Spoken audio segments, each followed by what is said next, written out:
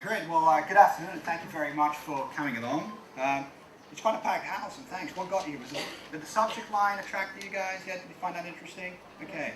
I think we're probably all going to really find a little bit of a wave that we're all riding on this and kind of converge on that. First of all, I'd like to start off a little bit about myself first and about the SA Institute and kind of get into the subject matter. My name is Gavin. I'm actually an audio production specialist. What we formerly used to call audio engineers or sound techs. The people that used to sit in studios with big consoles and we used to record and produce music, we still do. Or the person at the live gig who's hauling in all the really heavy stuff and sort of making like incredible sound that you get at concerts. And we're also the people who are influencing your buying patterns when you enter retail spaces. The music that you hear and the sounds, they're all there for a purpose.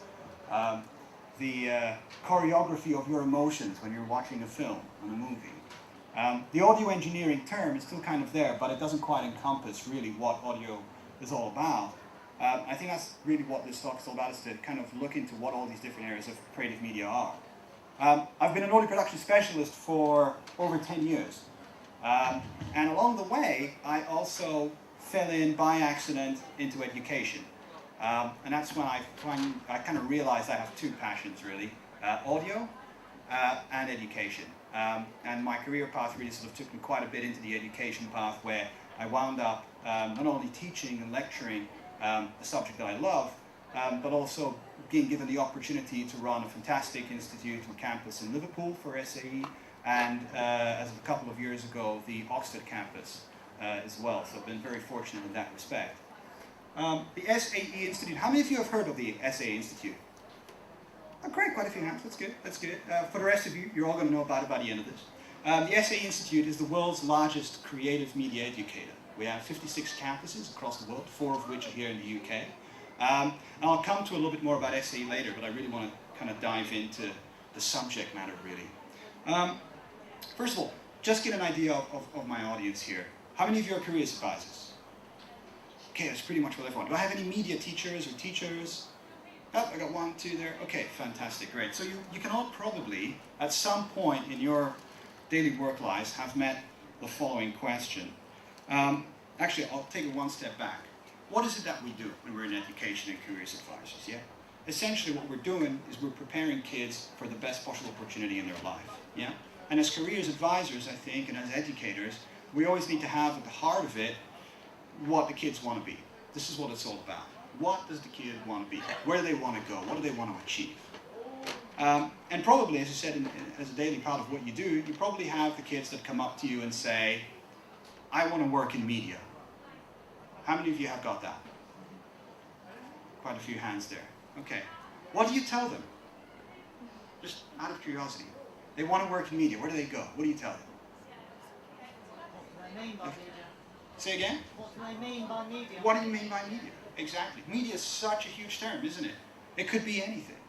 There's the publishing side of things. There's the new digital media technologies that we're using. And it's so expansive and changing all the time, and new areas are growing all the time, that really the term media doesn't actually cover, it doesn't cover the area adequately.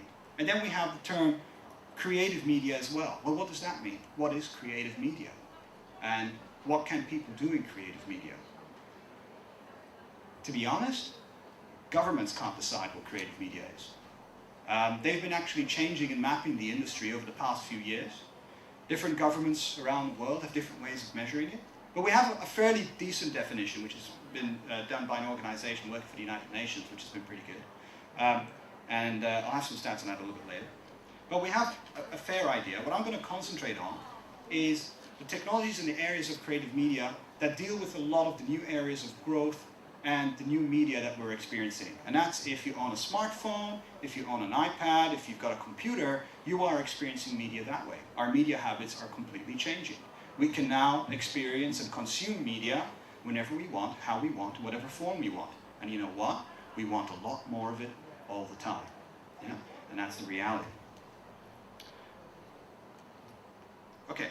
Now, surrounding all of this, I started going out to schools and doing a schools outreach program through SAE to see what the landscape is in schools and what they're teaching about media and creative media. One of the things I found is that there seems to be this predominant, what's the word I'm looking for, notion in schools, and it starts from the parents to the teachers to the head teachers, it's all over the place, that media is a soft subject. How many of you would agree that that's around? Yeah? Most of you would say that's around. Media is a soft subject. And that drives me crazy a little bit, because the reality is that if you want to work in media, whatever area it is far from being a soft subject. So I'm interested in, why is that there? What is the wrong notions? Why is there not enough information about what the opportunities that the kids have are? And what can we do to change that? Because this whole notion is actually causing a lot of damage. I've seen some really incredible things being done because of this notion. For example, not all schools, but in some schools, most media teachers are English teachers or history teachers. How many of you would say that's true? Yeah, I'm seeing nods, I'm seeing really, yeah. There's a notion where if a kid isn't that academically able, we go, you know what, don't do those subjects. Go do the media subject. You'll be fine at that, it's great. How many kids do we know we do that to? Yeah? How wrong is that? How wrong is that to make a kid believe that he's not able to do those things, he's going to go and do media, it's an easy subject, yeah? They do the courses in college, and they go on and do the media degrees in university. 3 years down the line, thousands of pounds in debt, and they're unemployable because the degree they didn't actually give them the practical skills that they need to compete in the real creative media industries. Yeah? We're dooming kids. It's horrible. The schools are under-resourced. The kids don't have the resources to be able to experiment and see what their opportunities are. And I think that's really, really wrong. I just don't get it. And it makes me mad. And it makes me mad because one of the things that has happened recently is that SAE Institute, being a private institute, private college, hasn't always been a viable option for a lot of kids. Right? The financial barrier was always pretty heavy.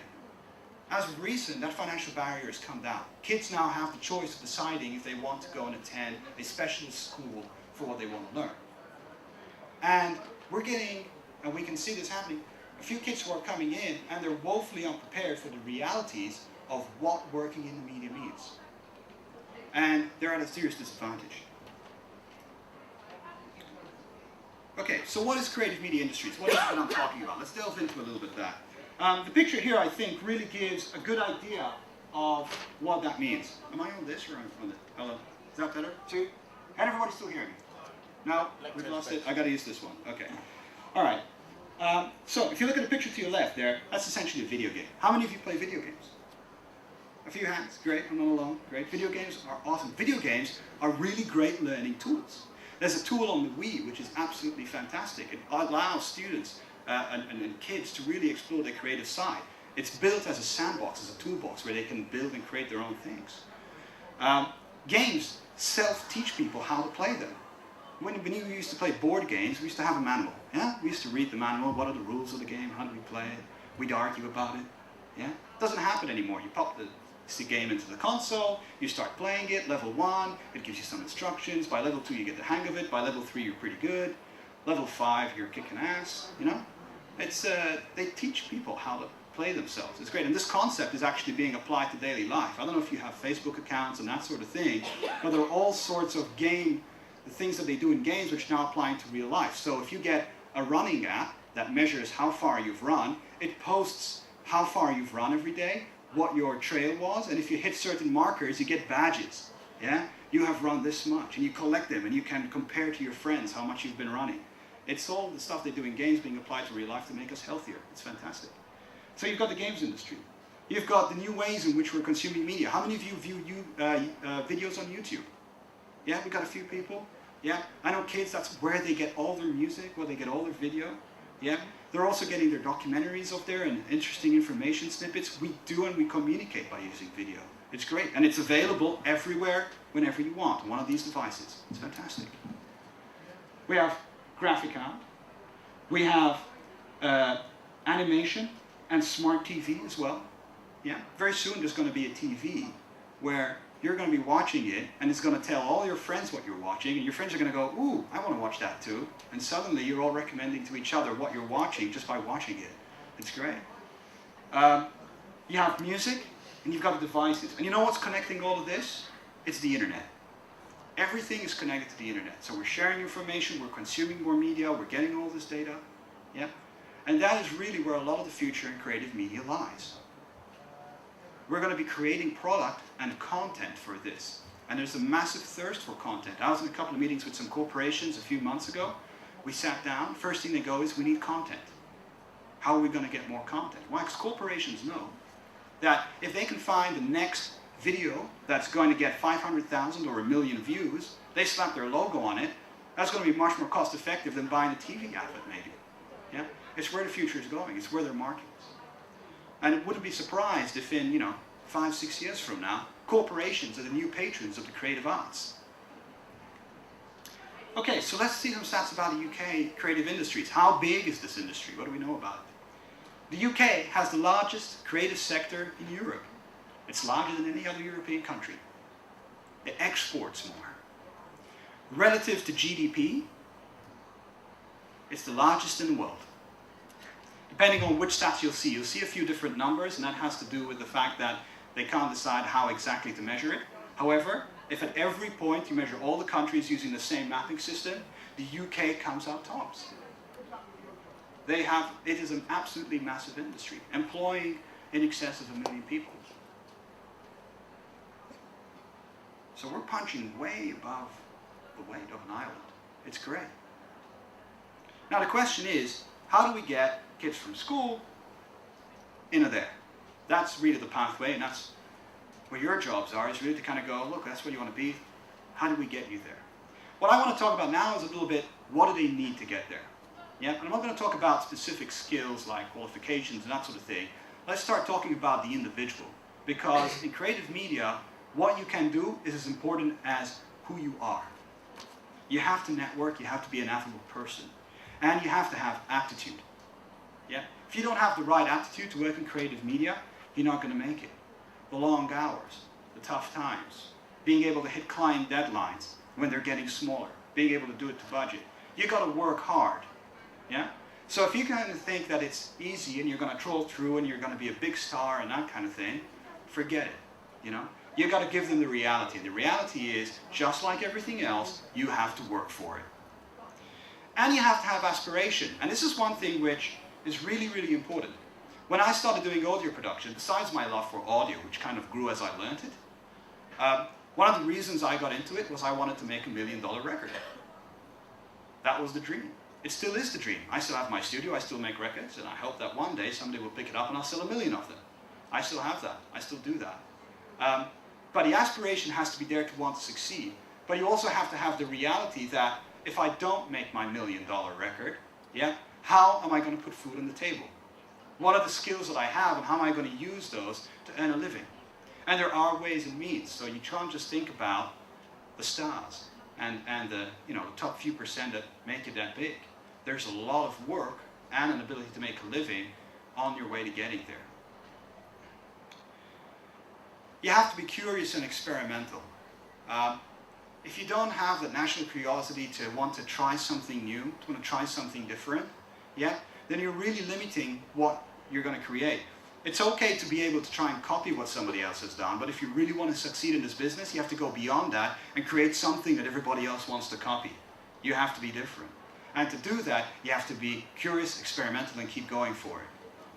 And this is one thing that we really need to work on, because here's a funny thing. When you were kids, when I was a kid, let's say what, 6 years, 7 years old, we weren't afraid of anything. If somebody asked us to try and make something out of a few bits and pieces, we would do that. If somebody asked us to make a drawing about a subject, we would come up with all kinds of really silly ideas and crazy ideas, and we'd put them down and we'd have a good time. Yeah? And some of the ideas that come up are absolutely incredible. Why? Because we weren't afraid of being wrong. Yeah? When you're a kid, you're scared of nothing. Somehow along the way, as we go through the school system and as we grow up, that changes. Yeah? We're scared of being wrong, because the teacher might tell us so. We're scared of being wrong because we don't want to, look silly in front of all our peers. And that's something that really has to change and we got to work on. You have to have no fear of being wrong in order to work in this industry, because being wrong teaches you. Yeah?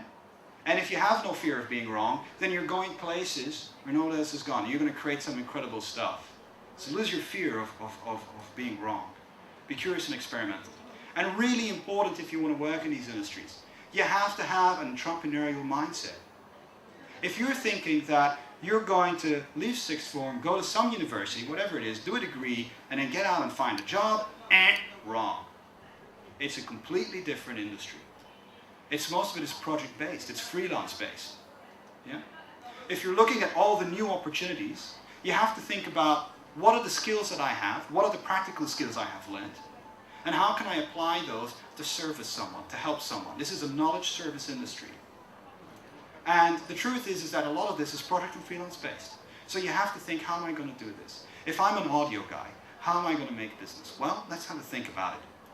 What do we do in films? In films, we influence people's emotions by using sounds and music.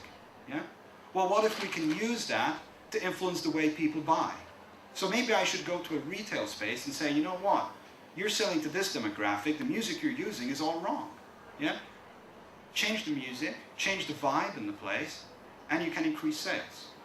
That's an application of sound which you're going to be seeing a lot more in the next few years. Yeah? It's already happening. Some of you have may passed through some airports. I believe there was one in Ireland where they did the following. You know, after the passport control, as you've arrived in, you've passed passport checkout, the first thing you want to do is just rush out. You want to get out. You've had enough, you've been waiting, it's been loud, people talking.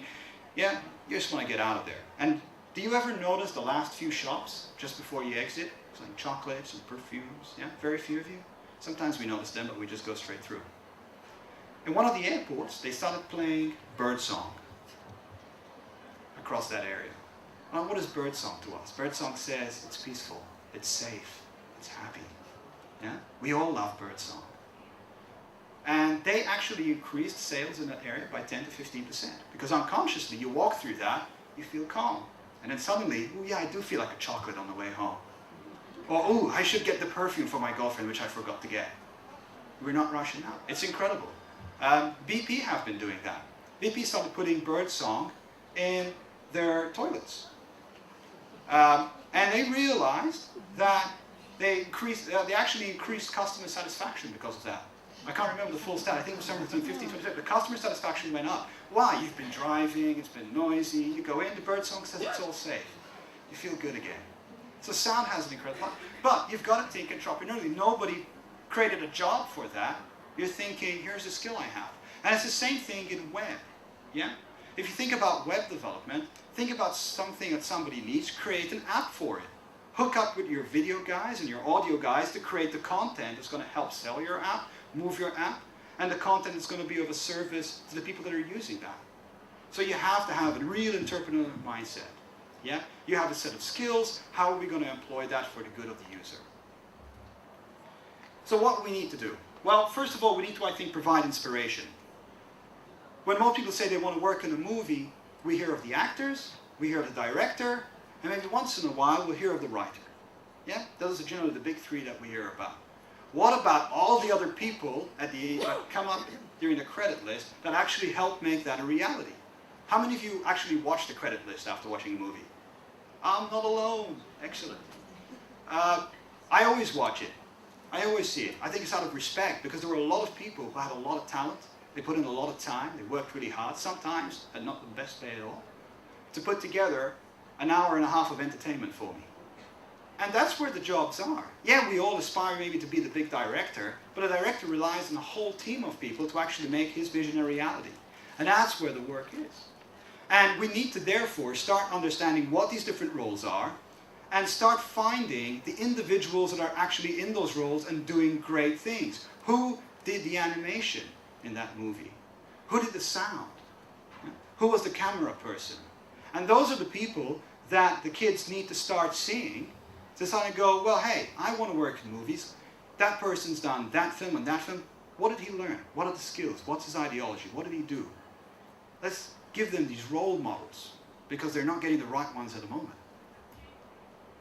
we need to give them more information. I think one of the things I found as I kept going on is that there isn't a lot of information on the creative industries. What are the job roles, how to get there, what are the qualifications, what's industry looking, where can I go and learn these different skills? There's not enough information. So one of the things we're trying to do, and I'd like to invite you all later on to our stand to come down and maybe have a chat with me about this, what we're trying to do is understand what information you're lacking and how we can get it to you. Whether that's going to be on a personal way, whether we're going to create a website or a piece of a leaflet where we can give you this information, that's what we're after doing. We want to find ways to get this information so we can give the kids the opportunity to understand what it's all about. And I think together we have to start working on getting rid of the soft subject myth. Yeah?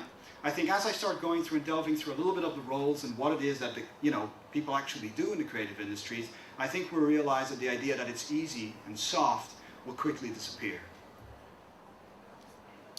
Okay, so SAE Institute stands for Creative Media Education. I want to actually take each of those 3 words there and use those to explain a couple of concepts. First of all, what is it to be creative?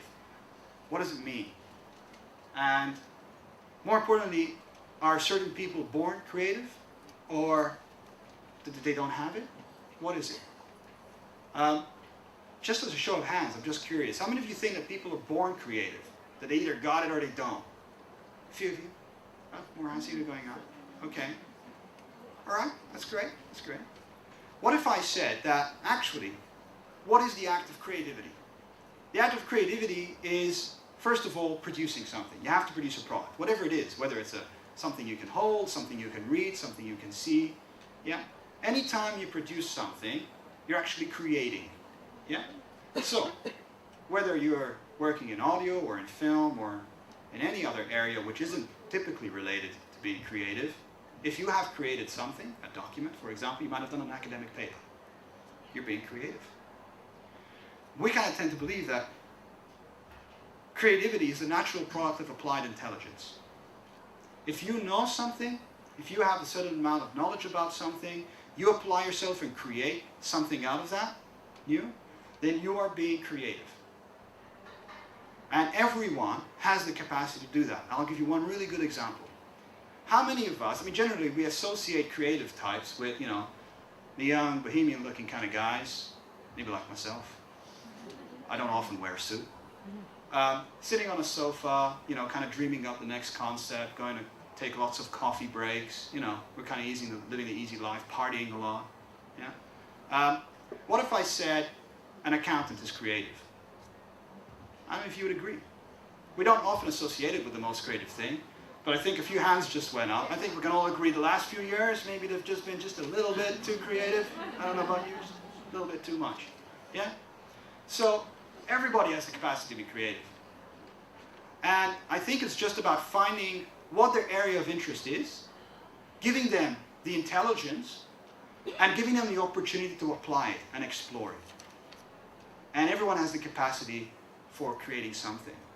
Then, of course, there's the measure of success, which is completely different. Everybody can create something. If you've been particularly successful or not, well, that has to happen with, it has a lot to do with taste, timing, I'm creative. I like to think that anyway. I produce music. I produce stuff. I put it out there.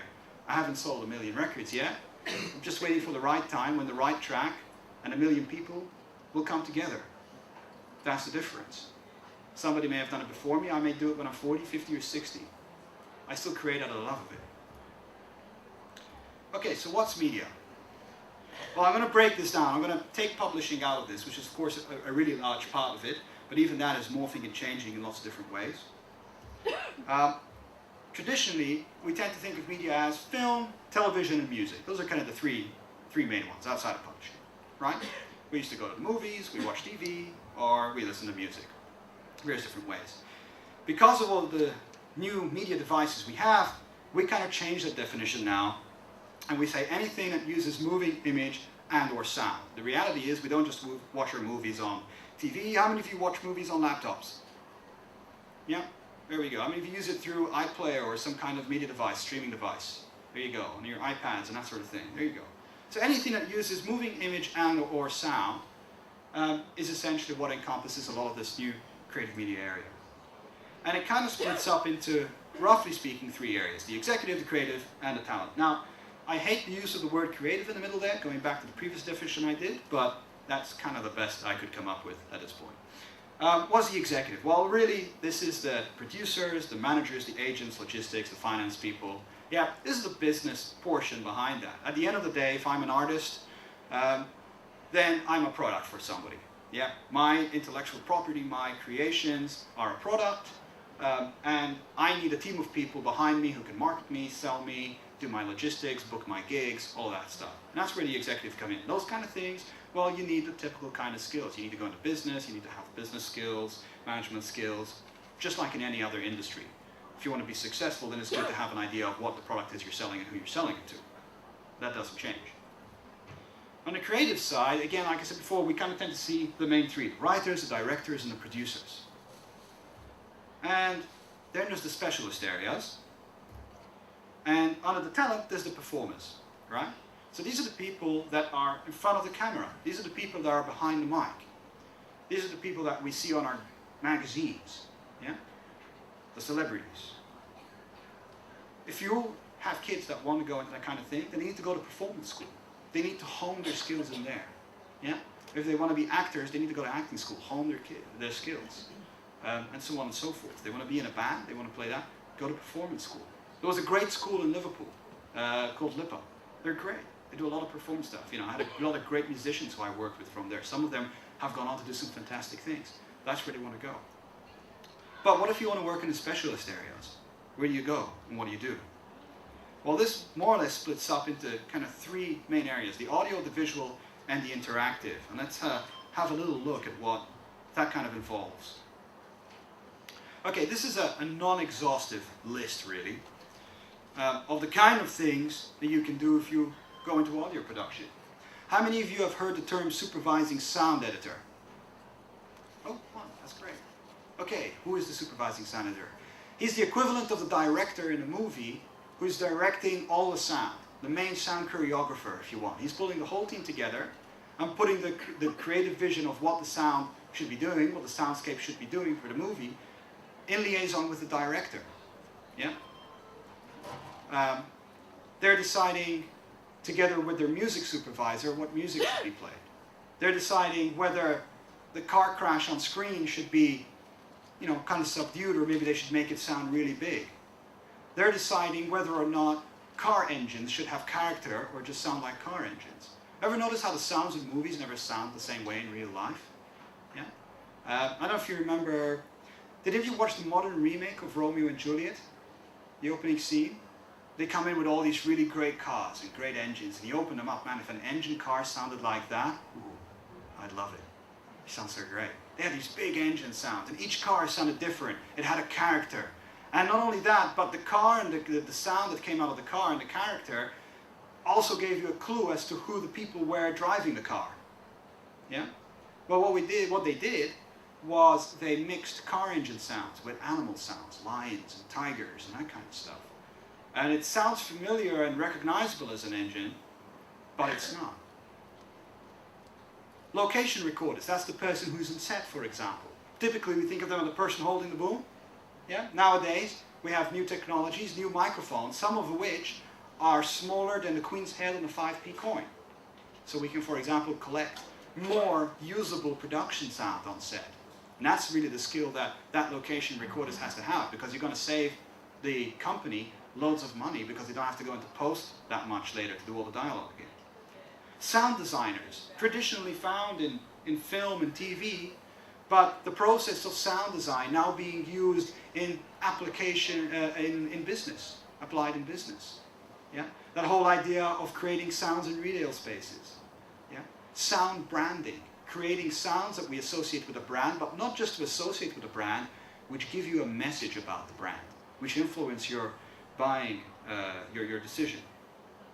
FX spotters, Foley artists. This is great. One of the best jobs, actually, if you're an audio and a Foley artist. You're basically recreating sounds out of whatever objects you have to mimic the sounds that might be done on screen. For example, let's take a car crash. Yeah? You hear lots of stuff going on. It's pretty big. There's lots of tinkles or a big explosion happening.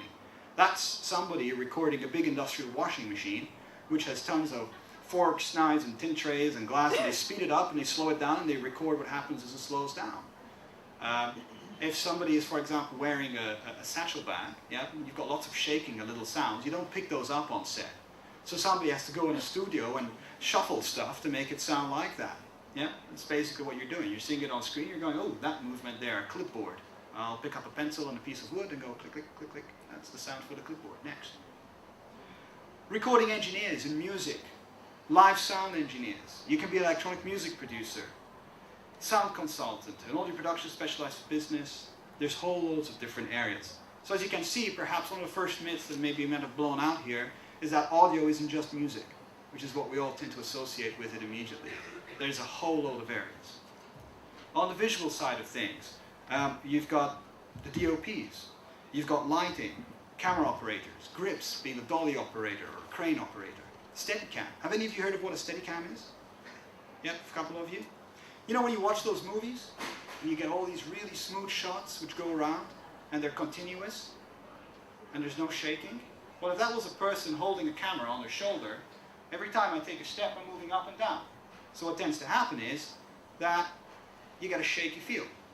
Well, the Steadicam is a vest you can wear that you can put a camera on, and these things are pretty heavy. So it spreads the load across your body and also has some kind of spring system, which means that it takes your body movement out of the equation. So you can walk around people, you can run after people, and you can take the smooth shots. If you watch football, you see them running up and down all the time. Yeah, we've got the cameras on the thing. Yeah. A Steadicam operator, just to give you an example, can earn around 800 to 1,000 pounds a day. It's a very physical thing. And, much like an instrument, you can learn how to put the jacket on and be all safe with it and use it. But the real skill is in how you use it, the movements you can do, how smooth you are with it, and how you can satisfy the creative vision of the director. So the more practice you put in, the more different moves you learn, the more employable you become. Editors, visual effects specialists, and I'll give you a couple of examples of that a little later. Animation, compositing, that's all in the post-production areas. And again, it's not exhaustive. And the interactive side of things, we tend to split this up into two areas. You've got web design and development, and you've got the games area. Web design and development really doesn't have a lot of fancy names. It is quite a bit, you know, web development. You can be a junior web developer or a senior web developer, or then you can have a specialization. For example, you could be a PHP web developer, or a Java web developer, or front end. Now here's the thing. How many of you know about how big the web development job market is? Not that many. Okay. I invite you to go online, go to a job site, and type in web developer and see for yourselves. There is not enough supply to the demand of jobs at the moment. You could graduate with a web development degree and be earning 25 to 30k for starters. And it quickly escalates after that. The market is really thirsty for graduates. But here's the problem. Are we still teaching our kids to code in school, or are we just teaching them how to use Office? And that's where the problem lies. And I really welcome a lot of the great initiatives, you know, people like Google and Microsoft, and I think the government also, Michael Gove was involved in it recently, saying we need to start teaching coding again in schools. It's really, really important. We're all users, but we're not creators with the computers. And what happens? There's a great job market, there's a thirst for talent, but the kids don't have the coding. They don't know how to code. I remember when I was a kid, I got an Atari 130XE back in the 80s. I don't know if any of you had one of those. They were great. They didn't do much at the time. They were in the game consoles that we have today. And I remember getting this and I had to load my game with a cassette. So I put the cassette in, I pressed play, and maybe, if it all went well, an hour later, I would be playing a game. So obviously, while that was happening, I picked up the manual. And at the back of the manual, there was this great thing. There were lines of code, programs, stuff I saw on all those early sci-fi movies that were coming out at the time. Yeah? And I went, wow, that's great. So I took the cassette out and I started typing in the code and I made a big noise. I mean, the first program I made was typically a sound program. And what it is, it made the, you know, the kind of sound, yeah? And I did that, and I think the reason it attracted me is it came with a warning sign, do not play this program loud. What did I do? Wah! I played it loud, but it was good. That was my first intro into coding. From there, it was just, you know, what happens if I change this? What happens if I change that? And I got into coding very, very early. And I was doing basic and all kinds of stuff. And I could code. It was awesome. And it's a skill which I use in audio. And it's a skill which I use for my own personal basis. We're not teaching the kids this stuff anymore. We got to really look into that. And it's such an important skill. Especially if you want to work in such a lucrative environment as the web development market. Every business needs a website. And they don't just need a pretty website. Here's the thing. That was with web design. Web design taught you how to make pretty websites. And we all got very good at it. I don't remember in the late 90s there was this craze, you know. Everybody wants to do web design. Everybody's a web designer. We can all create beautiful, pretty websites. Did they have function? No. They just weren't functional websites. Now we need the functionality. We need the back-end system that allows the client to easily update the information. We need the systems that are collecting data on the users of our website so we can create better websites or direct better products towards them. Eventually what we need them to do is come to the website and click the submit button after they've entered their credit card details. Yeah? There's a whole science in that. The games industry, massive. How many of you get this at the moment? I know it's becoming a bit of a bigger trend. I want to work in games design. Yeah? A few hands, a few nods, that's right. A lot of kids are now really interested in this. Why? Because they're all playing games. Yeah? And they think it's cool. And it is cool. It's like when movies came out. We thought movies were cool. We all wanted to work in movies. But what are the actual jobs? Game design, again, is such a wide-ranging term for it. So here's some of the things you can do. You could be the lead designer. That's where you're kind of heading up the project. Yeah? And putting together what the levels are going to be and how the characters are going to map out, together with the writers and all the other team. You could be a map builder, just building the maps that people will explore. Yeah, if you play Call of Duty, yeah, you're playing in maps. And trust me, as a Call of Duty player, the quality of the map seriously influences my gaming, how much fun I have. Recently I've changed to Battlefield 3 where it's a completely different idea. There's more teamwork involved, but the maps are something that we talk about all the time. I'm a geek and I got forums and we all talk about how bad this map is or good that map is. That person's pretty important. You could be the graphical user interface artist, the illustrator, graphic artist, creative manager, there's tons of them. If you want to go on the coding side, you could be the artificial intelligence programmer, the engine programmer. What's an engine? The engine is the programming at the heart of the game that defines how all the elements are going to work. It's where all the serious coding happens. You need maths, you need physics, you need an understanding of the real world if you're going to code a virtual world. Those are the kind of skills they need.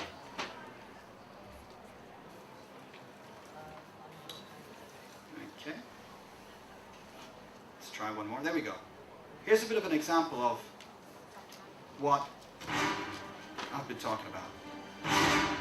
This incidentally is all graduate output.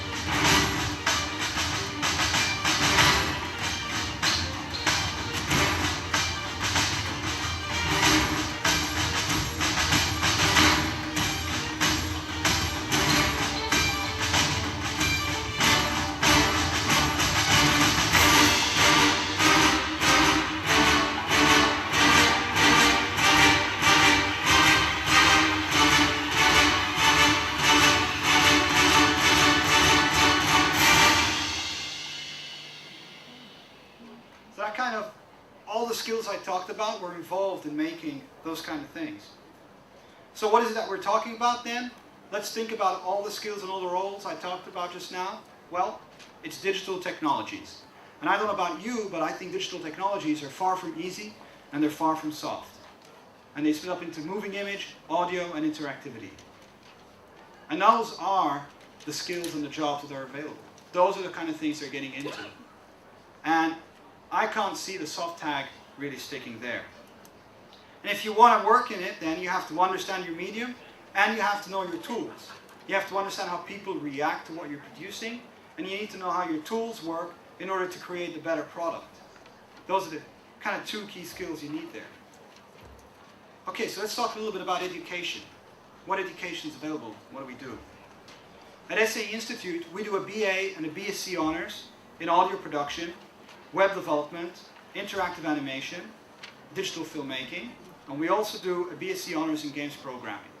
So we don't do media as a subject. We look at what are the core skills and practical skills that the industry needs so that when the kids come in, they graduate with the can-do. And that's really important. And we do this in 2 years. And all our programs are validated and awarded by Middlesex University. And in the UK, as an institute, SAE is also an associate college of Middlesex University. So what's our education philosophy? Creative media requires something a little bit different from perhaps what you would traditionally associate as a 3-year degree.